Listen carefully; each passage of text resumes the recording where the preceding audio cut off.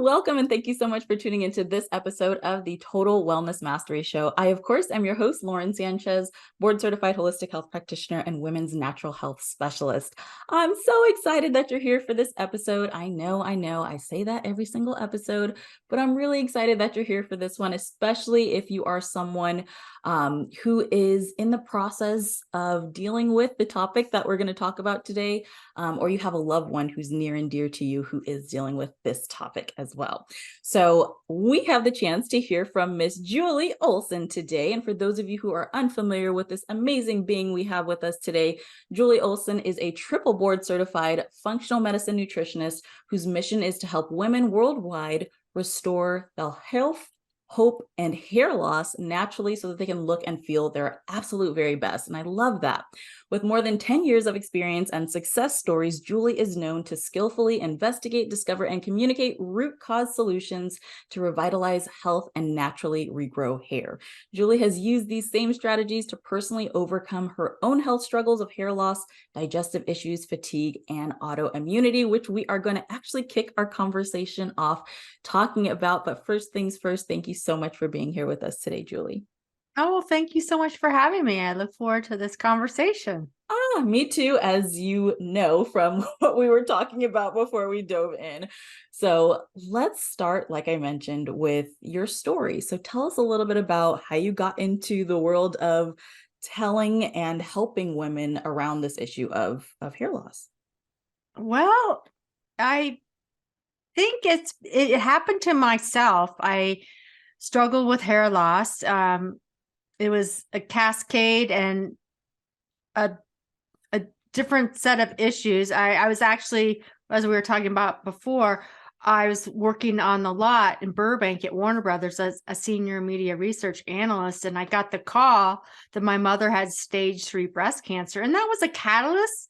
I decided to move back to my hometown of Denver to support her through the ordeal.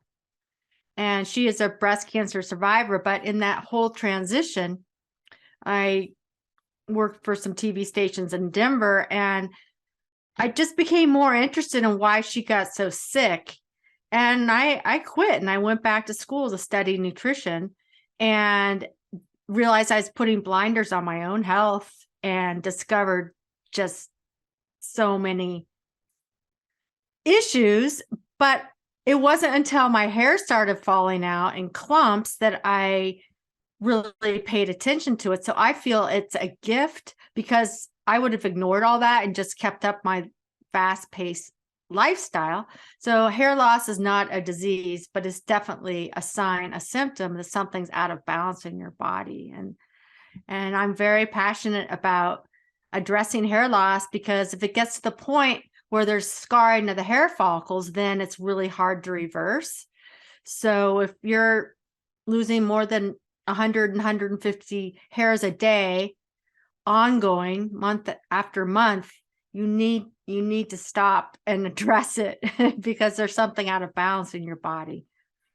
Absolutely. And I always tell women, I mean, it's those things we pick at ourselves, right? And it's so funny that it's not until certain symptoms present themselves that we pay attention. Did you kind of find that it was something that kind of poked at the vanity, or was it something where you were like, oh my goodness, this is tied to my health and I know I need to slow down? Or was there a little bit of that kind of, oh my goodness, I need to kind of protect the way my appearance is, or what have you, that kind of really helped you get into? Yeah, and it goes so much further. Sure. I mean, society thinks hair is a cosmetic issue, and the billion-dollar hair industry will want you to think that way for sure, and that you can just fix it with serums and products and pricey, painful procedures. But I dove headfirst into functional medicine and nutrition and found out that that's truly not the case, that you have to get to the root cause, because just doing those things might help it look better and maybe help in the short term, but you're still not getting to the root cause, and something is definitely out of balance. Yes, and that's kind of was my point, right? So that's exactly what I want us to dive into now, is what are some of those root causes, the underlying issues that are most common or present us with the issue of hair loss. Sure, sure. I'll just kind of go through this. 3 reasons you need to figure out your hair loss as soon as possible, so you have a lesser chance of scar tissue. You uncover nutritional depletions, and it's just easier to stop than start. And you had asked me before, so I'll just skip right into this. It's really important to understand your hair growth cycle that happens every 2 to 6 years, because there's different types of hair loss. So let me just go through. We've got these different phases. So we have the anagen phase, which is the growing phase. The catagen phase is the transition phase.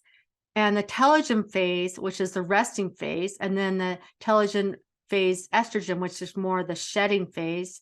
And then we have the early antigen phase, which is the growing phase. But we usually just hear about these 3 stages: anagen, catagen, and telogen, because what can happen and what we'll get into is often with stress and digestive issues and just being out of balance in your body, it often pops prematurely into this telogen resting phase.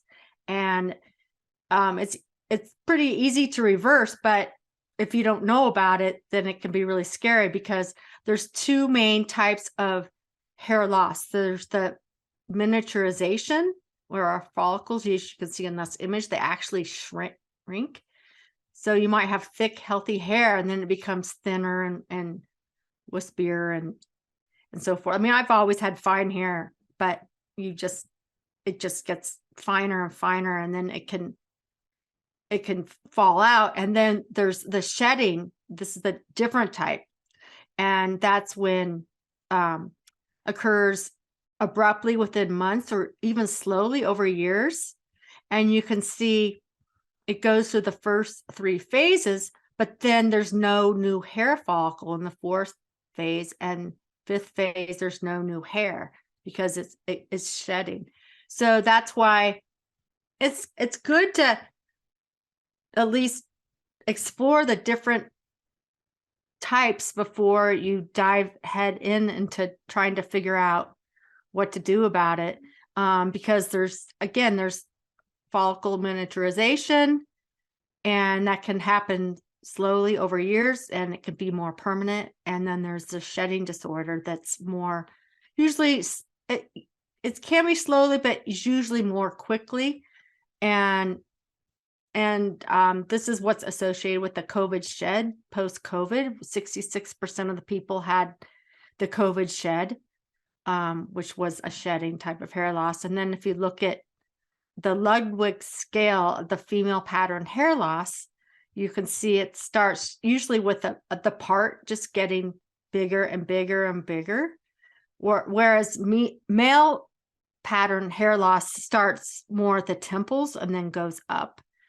So there is different ways of looking at it. And then there's ways to look at its different characteristics. Is it pattern or unpatterned? Its presentation, does it happen slowly or over years or even months? And what are the causes? So here's another way to look at the cascade. And it's interesting because the shedding disorder does pop into the telogen effluvium, like I was saying, the premature resting phase, and even the chronic telogen effluvium.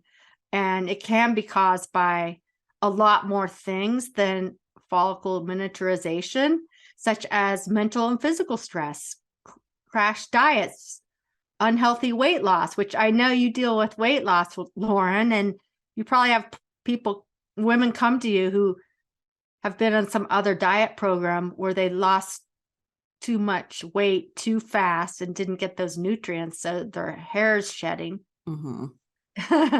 Yes. And even medications and thyroid disorders, even hyperparathyroidism, which most people don't check. I check that with everybody. Of course, nutrient deficiencies, but also surpluses. And then SIBO, small intestinal bacterial overgrowth and heavy metal toxicities. So Ooh, I really think this different would be an types. awesome place to kind of pause here and give Yeah, people a chance to digest this. Can you go back a couple of slides? sure. Oh, one This, more. to this one? Awesome. Right here. I think this is Okay. like a perfect kind of summary slide for what you just went over. So what I'm hearing, of course, like we see on screen, is that there's these two main kind of types of hair loss that have these different kind of starting points or root causes, if you will. Everyone's going to be, of course, different. There's different ways that these two types of hair loss kind of present themselves. Is there anything else that you want to kind of add in for kind of summarizing what we just went over? No, I want to show you a tree because there's over 50 causes of hair loss. And I put them into 4 main functional root cause categories. Okay, So yeah, let's go over the categories. I here's a think that'd be an tree. I awesome couldn't even slide. fit all the 50 causes here. But up at the top, malabsorption. I get a lot of these women that come in, they're eating great, but they're just not absorbing their nutrients because of stress or there's a lot of reasons why, which can lead to hormonal imbalances or chronic inflammation, even under eating, autoimmunity, of course, dehydration. People don't realize that, and detoxification issues. Are you detoxifying properly? Are you methylating properly? Or food sensitivities and allergies that can bring on a ton of inflammation. Mast cell activation, that's a huge component. Trauma, even chronic insomnia, candida, fungal overgrowth. I mean, it just goes on and on. Low Mhm. phytonutrients, poor circulation. So were you People are so able to sedentary. like, I heard you mention that you kind of put all of the 50 into like those 4 kind of categories. Was that it? Yeah, this is Awesome. it. Perfect. Hormonal, digestive, inflammatory, and stress induced. Awesome. Okay, so I would love for us to kind of go through these kind of one by one because they're very big categories, and we just saw a lot of different ways that each of these can kind of present themselves in, I guess, alongside the hair loss. Because a lot of those were also other symptoms that we could be experiencing alongside, like I said, or an accessory to the hair loss. So let's kind of start at the top and let's talk about some of the big hormone imbalances that kind of contribute to hair loss. Sure, sure. We're right. And as you know, hormonal imbalances start in the gut. But they can Everything does, huh? everything. Everything starts in the gut. But hormonal imbalances, some of the common ones are thyroid disorders, whether you're hypo or hyperthyroidism, PCOS, insulin insensitivity. If you've got yourself on the blood sugar roller coaster, maybe you're diabetic, your hormones are going to be all over the place. PCOS is related to insulin insensitivity and not managing your blood sugar. Those are actually the top ones, but they also break down into like parathyroidism. But as far as hormonal imbalances, I would just off the top of my head, those are big ones that are all encompassing because our thyroid especially gets out of balance. And then, you can get Hashimoto's from your thyroid being out of balance, or you can get Graves' disease. I work with both those type of women all the time, and that really lends its way towards hair loss as well. Yeah. One thing I didn't get the chance to ask you when you were telling us about your story in the beginning, after you had decided to go down the functional medicine pathway to get to the root of what was going on with your hair loss issues, what did you find was at the root? I kind of spoke about some of it in your bio, but I would love to hear you kind of share about it as well. Oh, I was a hot mess. I was a hot mess. Okay, where do we start? Well, digestive. So I didn't realize that I was borderline celiac. Hence, I had a huge problem with gluten. So I became anemic. And so you can have either too much iron or too little iron. And that, of course, causes hair loss. So then I realized I discovered through labs and so I had H. pylori. I've also found a bunch of studies. I even have one to show you on here, that H. pylori can cause hair loss.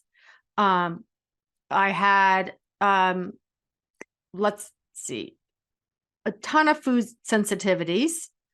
I had the autoimmunity was really what I'm referring to as a celiac disease. I found out I was hypothyroidism. My gut, I was not absorbing. And of course, my iron was way out of balance. And I had really high Epstein-Barr virus, like it was skyrocketed. I had heavy metals, especially high mercury. I was a hot mess. Yeah, so it sounds Yeah. like you were really tapped into everything, as we just mentioned, everything starts in the gut. So Sure. you say autoimmunity, I'm thinking leaky gut. You say H. pylori, I'm also thinking leaky gut. You say leaky gut, I'm thinking no absorption of nutrients, which is Right. leading to nutrient deficiency and inflammation, which we're talking about here. So, it's one of those things where we go through it as practitioners ourselves, and we are the quote unquote hot mess so that we can help other women kind of navigate through all of the weeds. Because a lot of times we are tempted to believe that, oh, it's just one thing that's standing in my way, from, maybe alleviating the symptom or getting to, maybe a goal weight that I want to get to, or what have you. But a lot of times it's a lot of different things playing off of one another. And I always say, we are not isolated parts. We are holistic living beings. And so, the quote unquote hot mess, we all are a quote unquote hot mess because we're just so built beautifully, and intricately. So, I love that. Thank you so much for sharing that part of your journey. And I think that's a great kind of segue into the next bullet that we have here, which is digestive. So let's talk about some of the ways that, the gut being off, or our digestive system being off, contributing to hair loss. Sure. Well, of course, it cascades to all those we just talked about, but you really need to do your detective work. Yeah. And you might have some metabolic imbalances, nutrient deficiencies. You might not be methylating, a burden immune response, that mast cell activation that's involved with the gut as well, imbalanced microbiome, just a poor overall, your GI environment. You need to get out the stressors before you move on and manage your stress and identify the pathogens. Maybe it's parasites, or like I had H. pylori. Blastocystis is a really stubborn parasite. C. diff. I mean, it just really goes on, and then you need to see if it's working with your liver, your gallbladder. They've discovered a whole microbiome, a newly discovered microbiome in the scalp hair follicles.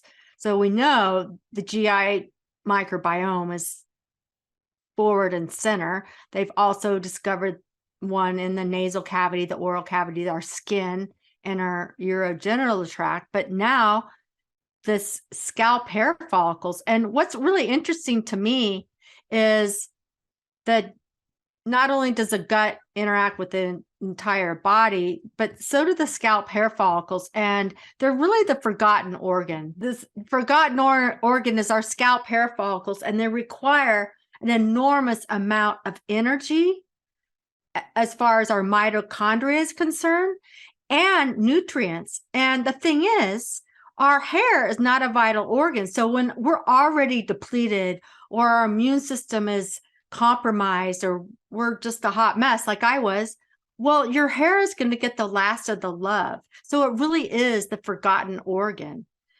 And just the whole microbiome, I think, is so interesting how they're now including this. Yeah, this is really interesting. Can you tell me more about the scalp microbiome? What would be the difference between the scalp microbiome and the skin microbiome overall? There's not a lot of difference really in the way you should treat it and address it. There's not a lot of difference because it definitely interacts with the entire body So and how so has it forth. been, I guess, like isolated as you were mentioning, like a new microbiome kind of found? Like, how is it separate, I guess you could say? Well, just because it's a microbiome all within itself, just as the gut microbiome and skin microbiome. I mean, they interact together, but they're, to answer your question, they just isolated the scalp hair follicle Are there microbiome. different, I guess, maybe a more direct question would be, are there different types of bacteria that colonize on, the remainder of the body versus the scalp? That could be like a differentiator. I mean, topically you can get bacteria and fungus that can eat away at your scalp and cause hair loss and ringworm and so forth. But overall, the whole overall concept of it is the same as the other microbiomes. Okay, so let's talk about, is there anything else you want to share with the kind of digestive or the gut health kind of connection between hair loss? Was there anything else that you wanted to share with that? Sure. I came across some studies, and I created actually an abstract, and they're PubMed studies.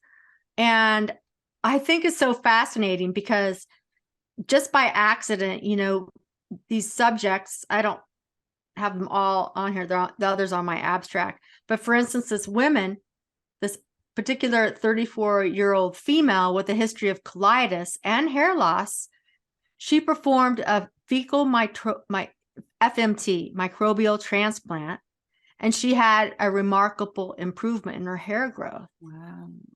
That just it just confirms the fact that if we get our gut healthy, it can even grow our hair. And I have some other ones I took out because they're males, but they were completely bald. They had these other two subjects were males, completely bald, and they took the fecal microbial transplant, and within weeks they were growing their hair. They had alopecia universalis, so they didn't have hair anywhere on their body, and were told they never would, just like I was told I would be able to grow my hair back. So it's another reason I'm so passionate about this subject, is because truly, if you get your gut healthy, it can affect you holistically. I mean, as you know, but as far as hair loss is concerned, which just hasn't been researched, and I've taken such a deep dive, I've come across all these studies. Here's the one I was telling you about earlier on H. pylori. Look at this guy. He had a huge bald spot, and he couldn't even grow a beard. And look at the steps. He ended up with a full head of hair after getting rid of his H. pylori. Yeah. And gluten and hair loss, it's a perfect storm. Here is a study I came across. This is a teenager. Look, he was completely bald. And after a year of being on a gluten-free diet, look at that full head of hair. Wow. Yeah. So I've come across so many studies showing that, and published PubMed studies showing that our diet, our stress levels, our inflammation, Yes. have a huge impact on our hair growth or not. So Yeah, it's like we said at the beginning of this, we're not these isolated parts. So when the core of us, literally our gut, right? When that's messed up, everything else is messed up, and it manifests differently for each of us. And hair loss is a really big and very common one that some of these other imbalances, like the hormone imbalance, like the gut imbalances that we're talking about, can lead to. So talk to us a little bit about, I think we've gone through hormones, we went through gut a little bit. Let's touch on the stress-induced facets of hair loss. Oh, that's so interesting. I don't have any slides on that today. It's okay. We're I'm all stressed very last. acquainted with the stress, right? Yeah. Sure. Because whether it's, full on big T trauma, or you're not getting along with your boss or your spouse or something, your body doesn't know the difference whether you're running away from a lion or what I just mentioned, and it responds the same way. And what happens is I've come across study after study after study showing it pops it prematurely into that resting telogen phase. So that's why you hear of chronic telogen effluvium or just telogen effluvium. Those are types of hair loss that are stress induced. And the COVID shed is chronic telogen effluvium. That's the type of hair loss the COVID shed is. So the good news is you can reverse that pretty easily compared to if you have alopecia or scarring. But you really need to get your stress. And again, it goes back to the gut. What's stressing your gut? Is the stress causing you not to absorb your nutrients? Is the stress from heavy metals or toxins that you haven't removed, or parasites, or just a gut dysbiosis and an unbalanced gut? It's not, and you have to do the proper steps. That's why I just want to show this to you. You got to first remove those toxins and get your stress managed. You got to do the proper steps, because this is where I was, a mess, right? It's like a hurricane. I couldn't rebuild my house and put the furniture in where I was with this mess I was in. You have to first build the foundation and do the proper steps and get rid of the storm. I mean, even what's in your environment, you have mold, you have some, you dealing with high EMFs or something in your house or your workspace or something that's stressing your body. Are you over exercising? And you just need to go through these steps. The remove step, you've got to remove those stressors that are negatively affecting your environment and GI tract. Maybe it's those foods you're intolerant to, that it's a cascade. Then it's going to cause inflammation. Then it's going to mess up your hormones. And maybe, I just think it's really important. And I go through these 5R step, 5R framework. Remove, replace, reinoculate, repair, and rebalance to grow back somebody's hair. And it's important not to jump around in the steps, because also if you remove and you do some heavy detox, but you're not draining, you're not properly methylating, or you're not, properly detoxing, and you do this huge detox, you're going to get really, really sick. That's why it's really important to go through these steps, which I follow. Labs use it. I learned about it through the Institute of Functional Medicine, and you really just need to go through these steps to identify the sources of stressors and inflammation, which are a cascade down to your immune system, your hormones, and so forth. And we know, you've been preaching this for years, Lauren, stress and inflammation is not only a major root cause of hair loss, but every health problem. They're even saying cancer now. Chronic inflammation is just, you got to get rid of it. Maybe there's toxins in your environment. These are some of the top toxic elements. Not only mercury we've been talking about, but silver, lead, cobalt, candia, arsenic, and even taking too many supplements, getting rid of your mercury in your teeth. It's really hard for me to detox somebody when they still have these in their teeth. Yeah. And they cause all these other problems as well. And just balancing your hormones. Mold is becoming a lot more just I don't know what Common, accept probably yeah, because we have calm more and of the accept. I testing, mean, I we think it's have more been of the around, but research. Yeah. Yeah, right. But we just now have more. it's now accepted within the medical functional medicine Exactly. and nutrition community that you need to get rid of that mold before you go on to the other steps, because you're going to get better for a little bit. But if you still are having that mold exposure, you're really wasting your time, money, and energy. Okay, so let's pause here, Julie, and let's Yeah. kind of talk about, because I don't want people to leave this conversation overwhelmed. So we just went through a lot. What we don't want to necessarily do is, and I want to talk to you a little bit about testing too, and this, I guess, question could kind of help us segue here.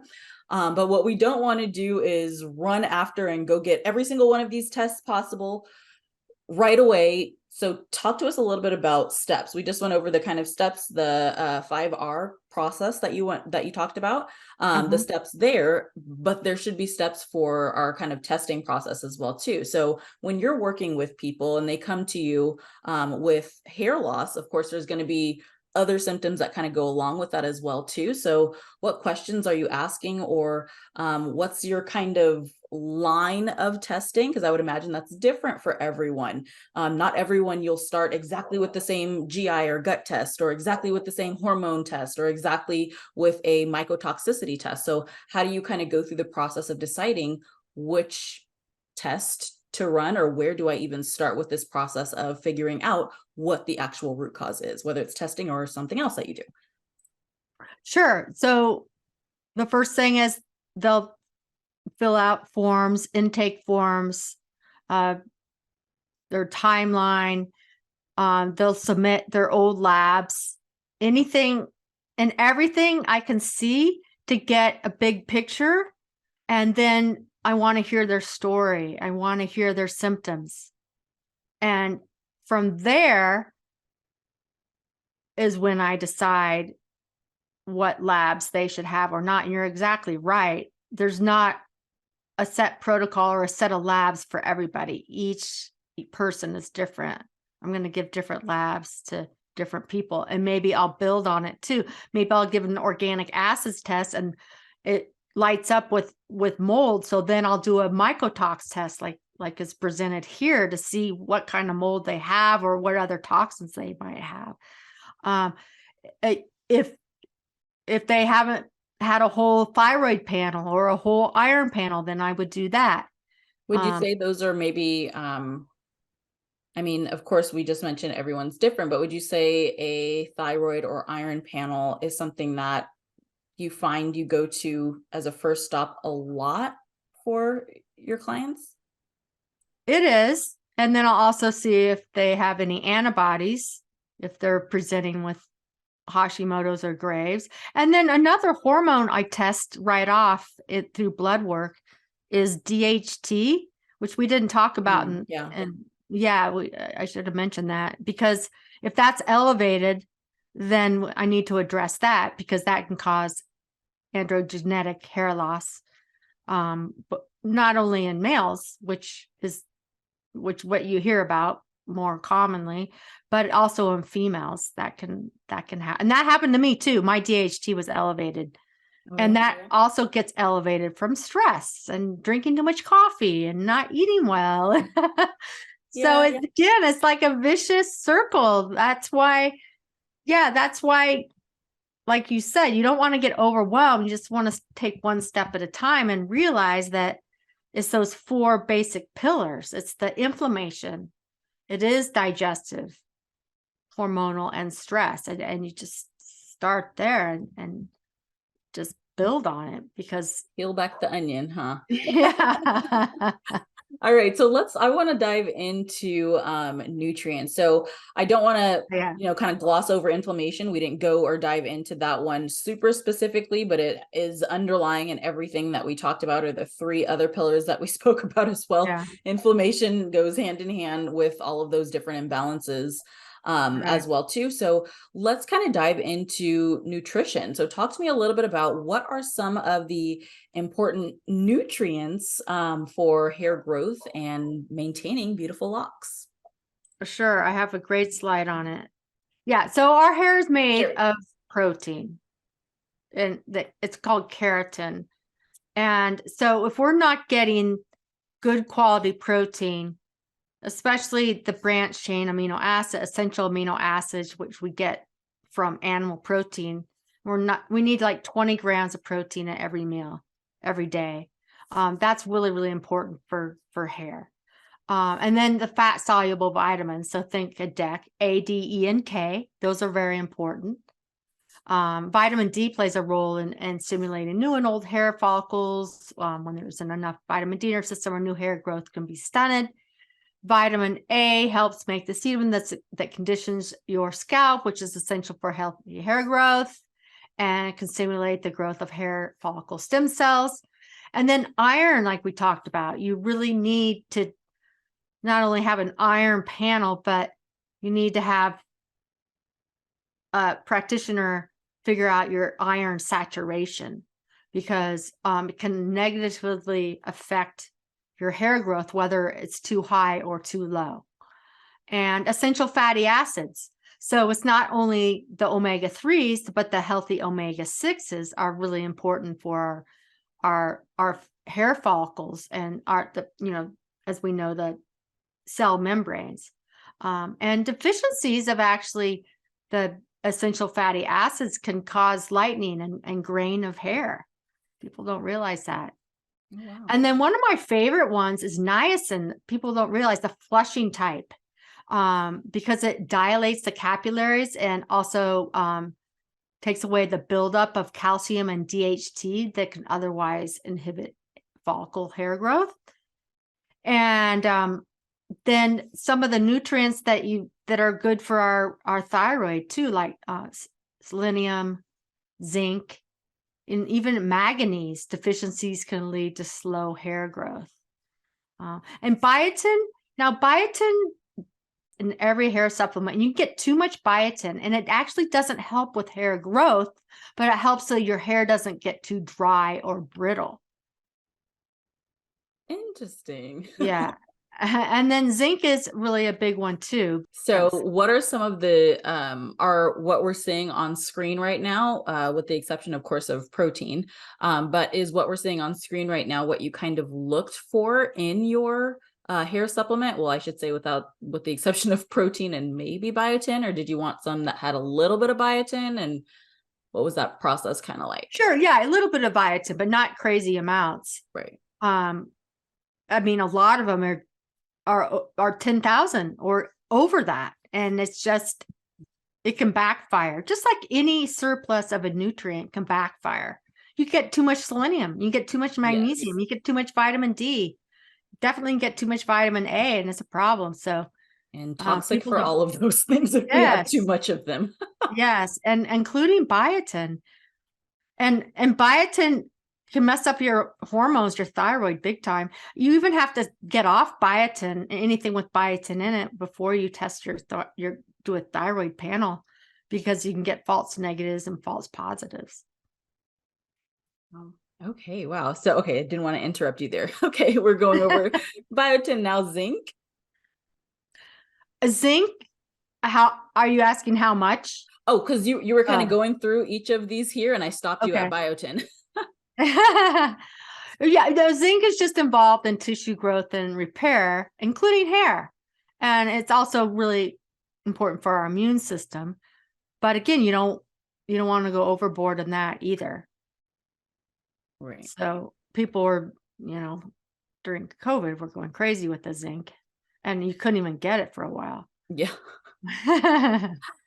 All right. So talk to us a little bit about like manganese and vitamin E as well. Well, manganese is really important because deficiencies can slow hair growth. So people, I have women come to me and they're like, well, my hair just won't grow. Like it's not falling out or anything, but it just won't grow. So they're probably deficient in manganese and some other nutrients. And vitamin E helps reduce the breakdown of follicles, providing moisture by soothing the oil glands. So again, it's a holistic approach, and you can't just think that you can take these supplements, hair health supplements, and call it a day, because you've got to get your system working and absorbing, and something is out of balance, and it's not as easy as just taking supplements. And that's another thing that's driving me crazy, Lauren, is these hair companies, that make shampoo and stuff. They are now creating supplements. And one supplement that I used to be partnered with just got bought out by a huge company. And now you see a bazillion TV commercials on it. And so I know as a fact that their ingredients are not up to par, because the quality of their supplement cannot be what it was when they were owned by not such a huge conglomerate worldwide company. And that's a red flag for me, is when there's a bunch of commercials and there's a proprietary blend, as this supplement has a proprietary blend, because Lauren, when a proprietary blend, it just lists the ingredients, but you don't know how much is of the ingredients. Right. And I really want to point out, I love this image here, because it really just points to the fact that we really do need to be eating that whole foods diet, and eliminating those processed foods that are contributing to the gut dysbiosis and the leaky gut, the foods that are contributing to the inflammation, foods that are contributing to the our hormones being imbalanced. So it really just speaks to, we need to get our, all of our different macros, and we need to be getting them from whole food sources. And don't skimp on your protein, ladies. That's probably one of my favorite dietary secrets for beautiful hair, skin, and nails. And I love that you pointed out for us, Julie, that our hair is getting the last of our protein, or the last of our nutrients, excuse me. So if we're under eating what the building blocks of our hair are, which is the protein, then our hair is not going to be as healthy as we would love for it to be. So don't skimp away from your protein. Definitely don't skimp away from your healthy fats. Make sure that you're eating those blood sugar friendly carbohydrates. That means the timing needs to be right. How much you're eating needs to be right. The type needs to be right as well too. And we've heard so many speakers talk about that all throughout this event. So thank you so much for sharing this part of it, Julie. Is there anything else that you want to share with us as far as like nutrients goes? We talked about, the poor absorption. We talked about these specific nutrients, but anything else you want to talk about in terms of like nutrition or food for hair health? Sure. Well, keep it simple, like say PFC, so protein, complex carbohydrates, and quality healthy fats. But then I take it a step further. When I first start working with somebody, I'd like for them to go on my anti-inflammatory food plan. I don't call it diets. I don't like diets, but it's a food plan that takes out the common food allergens. As you know, what those are, Lauren, corn, soy, eggs, shellfish, blah, blah, blah. And then it also takes out the nightshades. It takes out just the high inflammatory food. So for at least 4 weeks, I mean, this program I'm doing now is 12 weeks. But anyway, to answer your question, I think that can really be helpful, because inflammation is going to cause hair loss, and it's going to cause you all sorts of other problems with your skin and your digestion and so forth. So removing those top inflammatory foods can be helpful.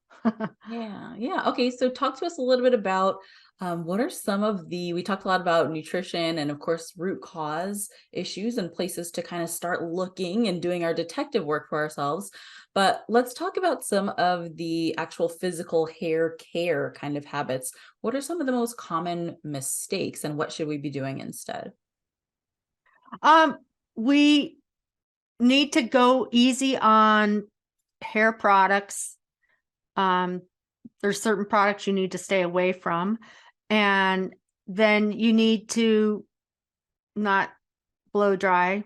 You need to keep your hair out of like braided, that anything that is tight on your hair, you don't want, those braids, those when you put your hair in a really tight bun or tight braids, anything that's stressing your hair, it can make it fall out. And sleep on a silk pillowcase because it maintains 43% of the moisture in your hair and your skin. Plus it feels amazing. Yeah.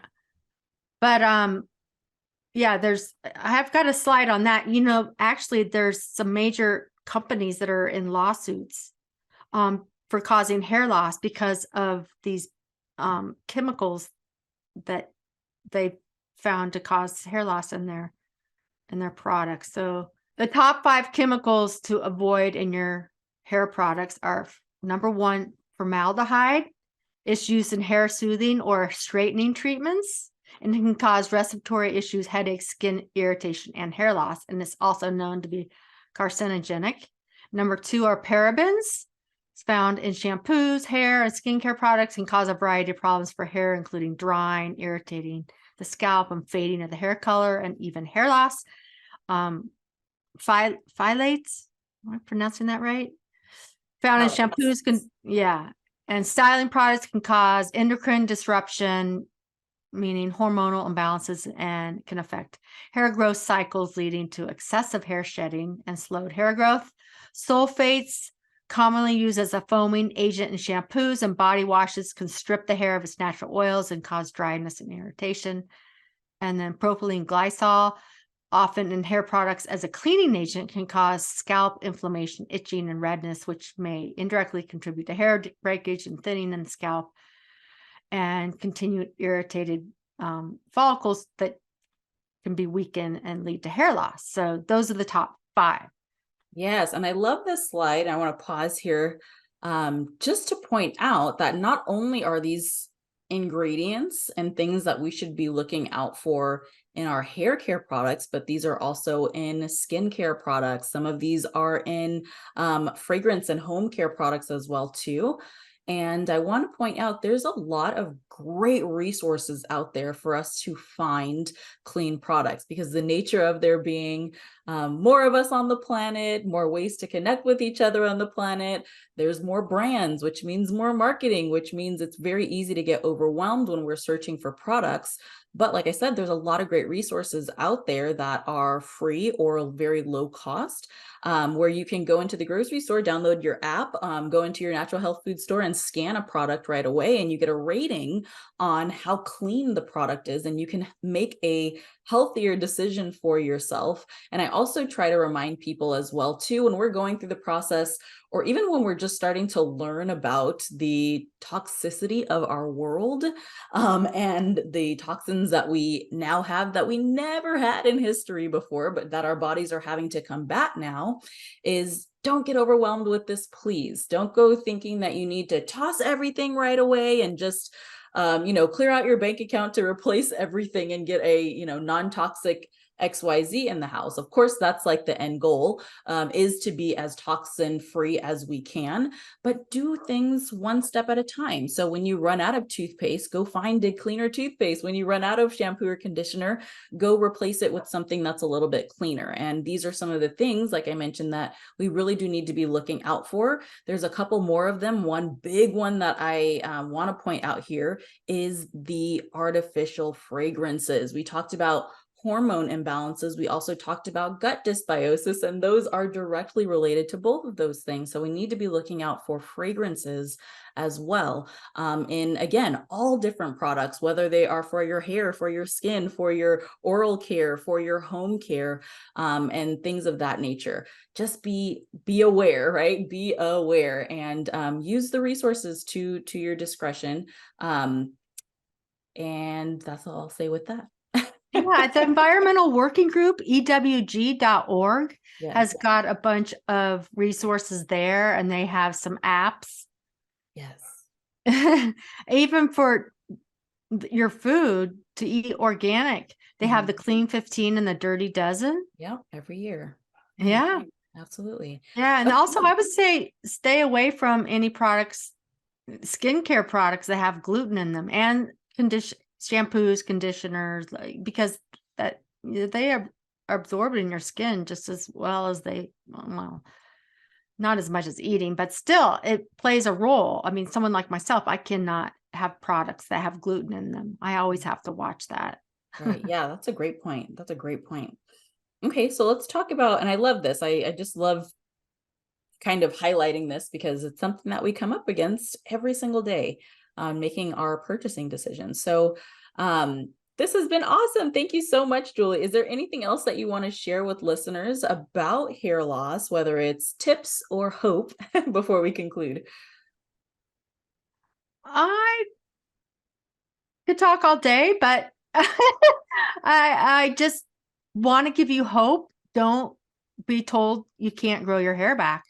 Yeah. Yeah. Huge takeaway. Yeah. Huge takeaway. You are in control here. And I am so grateful to be bringing these interviews to you guys, to even give you a place to start in your line of questioning for your doctors or whoever is on your health team, which I'm a huge advocate of, having a health team, working with maybe a naturopathic doctor and a health coach or what have you, but a team of people who can support you, especially if you're navigating a diagnosis or some tough symptoms that nobody can seem to give you an answer for. Don't take no for an answer. Your body is brilliant, and it can heal itself if we give it what it needs. So thank you again so much, Julie. Let's talk a little bit about that gift, that we kind of hinted at earlier, but let's dive into it really now.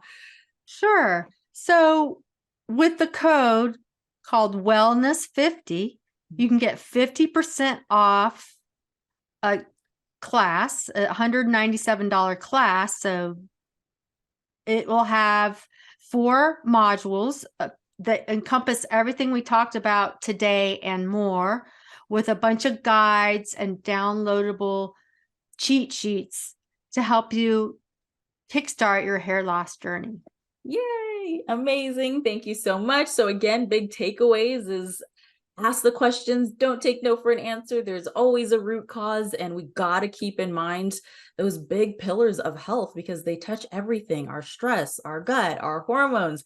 They touch everything. So again, thank you so much for being here with us, Julie, and giving us some tips and some hope when we're dealing with hair loss, or even just taking care of our beautiful locks, right? And for those of you watching, thanks so much for tuning into this episode of the Total Wellness Mastery Show. I will catch you in the next one. God bless.